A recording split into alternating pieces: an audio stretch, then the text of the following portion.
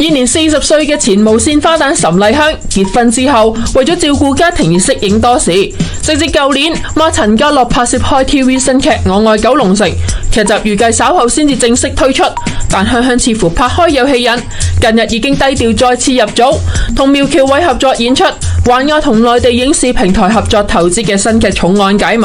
劇中兩個人飾演執法人員，拍住上偵破奇案，令劇迷引頸以待。舊年香香被指倒戈助陣開 TV， 今次以還愛同無線多時嘅合作關係推測，唔難相信《重案解密》好有可能再獲安排喺翡翠台黃金時段內播放。換句話嚟講，香香終於有機會返娘家。至於苗僑偉已經相隔4年未有接拍港劇，